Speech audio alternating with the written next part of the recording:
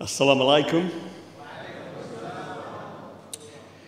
My good friends, in the name of the one true God, I salute you all. It's lovely being with you today. I want to start with a quotation of words which the Imam Khomeini once said. We who are all under the banner of monotheism, until we do become united and gather under the true nationality that belongs to us all, and until present in the public arena, we will not be able to resist this torrent of faithlessness which is overtaking the whole world. Now, the Imam spoke these words in 1982, and the theme of the discussion of the time was the unity and uniformity of the monotheistic schools. Now, 30 years later, the torrent of faithlessness has grown. It is now raging. It is like a scorching, boiling downpour of unbelief, of infidelity, of sins and wickedness. Or if you like, the torrent has become a flood of disgraceful wickedness. So the resistance, the appeal to the unity of monotheists, which the Imam spoke about 30 years ago, is more urgent than ever. Under the banner of monotheism, we believers in the one true God, in the truth that comes not from below, but from above, in the messages and the laws of the Creator, we should gather and fight. So we must fight unbelief, wickedness. We must give them no quarter. We must resist with that tsunami of faith, opposing this wave of unbelief with a wave of belief. Until, to quote the English poet Alfred Tennyson, we, in the name of that God, whoever lives and loves one God, one law, one element, and one far-off divine event to which the whole creation moves until the laws of that God are acknowledged. I'm going to divide my paper in three parts. First, I will briefly mention some remarks which the Imam made at different times in his life on Christianity. Then I will offer my own remarks on those remarks. And last, I will boldly suggest what the Imam would like us to do today. What he would like us to do. So, first, some remarks on Christianity by Imam Khomeini. On Christmas Day, 1979, which is the anniversary of the birth of Jesus Christ, he addressed a number of clergy, I imagine Americans, who were visiting him in Qom, and the context must have been probably the hostage crisis which had developed at the time. And he said, everything Jesus Christ performed was a miracle. It was a miracle he was born of a virgin mother. It was another miracle of his that he spoke while he was a baby in the cradle. It was miraculous that he brought peace, tranquility, and spirituality to mankind. And the Imam also suggested that the task of Christian clergy should be to start a spiritual combat, a combust against those powers that oppose the teachings of Jesus Christ. By which he meant, I suppose, I think he spelled it out, so-called Christian governments and rulers who claim to be Christians, but who are actually, in fact, working against the teachings of Jesus Christ. Priests, he urged, have to instruct those oppressive government and statesmen and show them the true path. 5 years later, in 1978, again on the eve of Christmas, from his French exile in a small village near Paris, the Imam offered felicitations and best wishes to a Christian of the world. He mentioned Christ, the Son of Mary, the Spirit of God, the honorable prophet who reawakened the dead, his Holy Mother, the Virgin Mary, and virtuous saintly woman. And he gave greetings to all the Christians and clergy. He asked the clergy to warn the heads of some Christian countries which support the oppressive Shah through their diabolical powers and crush a nation under their oppression. And he urged those clergy acquaint those statesmen with the teachings of Jesus Christ. Well, I have some more quotation, but I think by now you have understood the high opinion in which the Imam held Christianity. But I also mention one brief anecdote which I think is significant. The village in which the Imam lived at the time in France, Neauphle-le-Château, is a tiny place. And when the Imam went to live there, it was quickly invaded by hordes of journalists, of photographers, and so on. Naturally, it disturbed the peace and quiet of the local people. So it was not the Imam's fault, of course, but he was aware of that. So he instructed his staff to go and apologize to the local inhabitants for the disturbance. And he asked them to, asked his staff to offer flowers and sweets to the local people. I think it's a lovely gesture. You do something sweet and to the people who are your hosts, and suggests the kindness and good feelings he had for the local people. Now, my second part is some reflections on the Imam's remarks. So I want to pick out one crucial strand. When he urged priests and monks and fellow religious leaders and monotheists to engage in a spiritual combat against the powers that deny and refuse the true teaching of Christ. This is a position which takes us to the heart of the matter, namely the Imam teaching that Islam implies no separation between religion or spirituality and politics. There is a famous episode which some of you may know, sometime before the revolution, the head of the feared secret police of the Shah, the Savak, went to visit Imam Khomeini, and he gave a strange, cynical argument to try to win him over. He said, "You're a spiritual man, you're pious, you're religious, but politics is dirty. Politics is bad. It's corrupt. So why do you want to get into politics? You just stay with your religion, do not dirty your hands, leave politics to us." Well, the Imam's reply was terse, immediate. All of Islam is politics, he said. Islam doesn't just mean performing salat or namaz, the ritual prayers, the hajj, the pilgrimage. Praying and pilgrimage form only one section, he said, of the laws of Islam. Islam deals with politics, with administering a country, and he referred also to the versicles in the Quran which has to do with ritual and those which have to do with social affairs, and the latter are far more numerous than before. Now, in a speech which later on the Imam gave, he mentioned the separation, the idea of separation between religion and politics, a colonialist plot. And he called those Muslim jurists and ulama who supported a concept of separation from religion and politics as courtier clerics, people subservient to a ruler.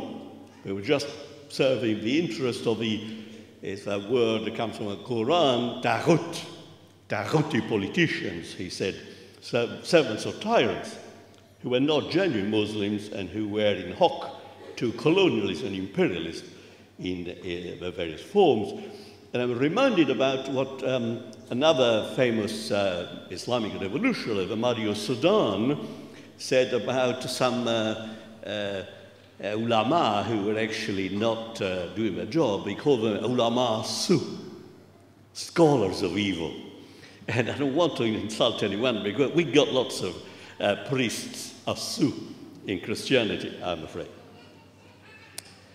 So the Iranian Revolution is the great legacy that the Imam has left us. It has startled and shocked the West, a revolution against history, it was called, against modernity, and by that they meant it was a revolution which did not reject God, unlike the French and Russian Revolution, but it placed God at the heart of everything. It harmonized politics, religion, and society and the state. So the revolution has inspired Muslims everywhere, and it does continue to inspire them, as well as to disturb those many kings, shuyukh, and sultans who are scared stiff of the possible implications of a revolution. Now, a brief comment on there's an idea which again also mentioned by the Imam, but Christianity is different. And unlike Islam, in Christianity, politics and religion are separated. And there are two different spheres. Now, that is true of some sects, some marginal sects of Christianity, but it is not true of Christianity as a whole. I believe, actually, the Imam did not really subscribe to that view, because when he urged Christians and clergy to criticize and even oppose their governments, he cannot really have believed that Christianity implied a separation of that. But just briefly, in this context, very often people have a famous episode in the Gospels, in the Injil, when Jesus Christ was challenged to, about tax, and he replied, give unto Caesar the state what is Caesar's, and to God what is God's. And some people say Jesus Christ implied a separation between the two. But of course, if you read that passage, you will find that Jesus Christ had asked for a coin to be given to him, a coin. The coin had on one side the image of Caesar, the emperor of the state. Now, if you pick up a coin, any coin, you will notice one thing. The coin is a unity. It is two sides, but you cannot separate them. If you separate them, it breaks it up. So the state, if you like, society, and God are not two different realms. But unlike the coin, God is more important than the state. Jesus Christ didn't mean the emperor, the state, and God were on a par. God is higher than the state. The creator, Al-Khaliq, is higher than the creature. So I quoted this because quite clearly it is not the case that Jesus Christ, I want to say, religion and politics were different. When you shout, Allahu Akbar, God is greatest, and as one Christian philosopher said, God is greater than anything than you can conceive. So it is not possible to say that God and politics are equal, are distinct. God is enveloping society, the world, everything. So,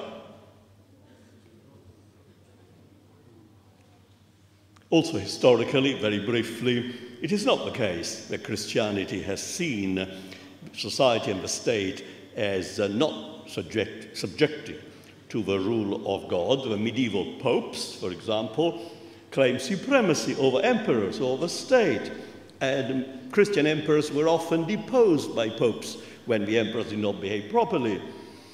Of course, there were Christian thinkers who warned against an excessive emphasis of religion in public life. And then there are some people, even in Islam, who maintain that you can't, if you sort of bring too much of the influence of religion in society, it damages religion. Well, that's an argument for you, but I believe actually today we have the opposite problem. We must bring God's revelation into a public arena and not keep it up. So, today, because of the overwhelming separation and secularization of society, the churches have fewer influence, but of course, for example, the Catholic Church has an official teaching, a magisterium, an authoritative teaching on questions of morality. And it does speak, the Pope, the bishops speak on social matters like marriage, the family, abortion, unemployment, war, immorality, promiscuity, and similar matters. So it is not correct to say that Christianity sees itself as merely spiritual in the sense of being otherworldly, unconcerned with social and political issues. I'm a priest of I'm a Protestant in a sense, Church of England, and my church today, alas, has largely succumbed to secularism, but it was not always so. It was the Church of England, in fact, is intertwined with English society. There are 26 bishops which sit in the House of Lords. They are the Lord's spirituals. Today we are celebrating, supposed to be celebrating a Queen's Jubilee, but should we not actually lament and mourn? Because where is God in public life? Where is God in the life of the English nation, which used to be a Christian nation? So, I think I have made my point, and the Church does not see itself as merely otherworldly, ethereal, and wishy-washy. On the contrary, God and the state are ultimately one, like my example of the unbreakable coin. Now, Imam Khomeini, great respect for Jesus Christ, was rooted in the message of the Quran. On Christ being declared a great prophet, as the words I quoted suggest. I ought to tell you, because I'm not here to lie to you. You don't want me to be a hypocrite, a monarchic. I think I want to tell you must tell you what is the case. Christianity does not see the rank of a prophet as the highest possible rank. In Islam, it is. In Christianity, when in the Quran it speaks of Isa al-Masih, we take the title of Masih as a title which is above that of the prophet. It's a higher title. So although we have so much in common, I must not lie to you. I must not pretend that there are no differences. And lastly, I come to my final part. What would the Imam wish us to do today? I will make sort of 4 brief points. You will not disagree, I'm sure, when I say that the Imam would want us to defend the Iranian Revolution, to defend it and preserve its achievements. First, the hypocritical sanctions imposed by the US and the EU are trying to strangle Iran economically. I'm not wasting time to try to refute the charge that Iran is developing weapons of mass destruction. The Supreme Leader, Ayatollah Khamenei, has declared nuclear weapons, un-Islamic. And we ought to keep that in the forefront of public opinion. Second, a direct military attack by America or Israel is a dire possibility. It could happen. It could happen soon. We have witnessed a frequent assassination of Iranian scientists. It is frightening how we see the warmongering, the appetite, the hunger for bombing, which the United States, Britain, and the NATO display daily, from Afghanistan to Libya, and probably soon to Syria.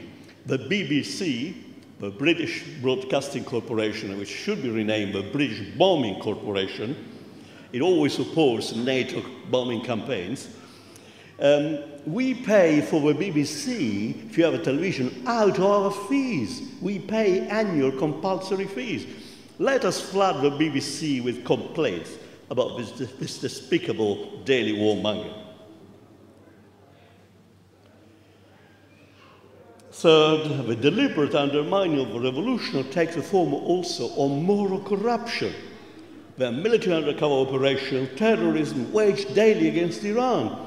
There is also moral and immoral subversion.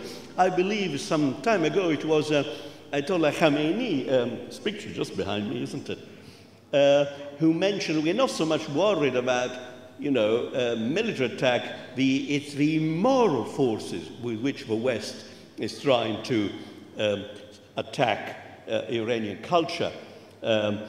Destructive forces which have damaged Christian society in the West so much with wrong values. We are trying to impose them on Iran as well, on the Islamic world. So an opportunity for us, I hope, trying to be true monotheists, to constitute a popular front, an alliance of faith, an alliance of true monotheists against the armies of Shaitan or Taghut or evil.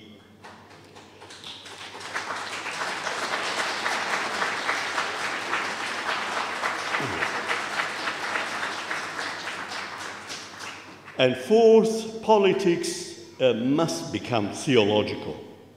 This is a revolutionary task because it goes right against the present secular zeitgeist. It's a word meaning a spirit of the age, our phony age.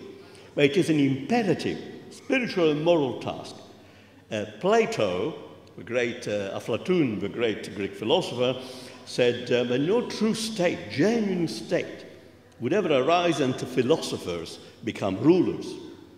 I would say no genuine state based on justice will emerge until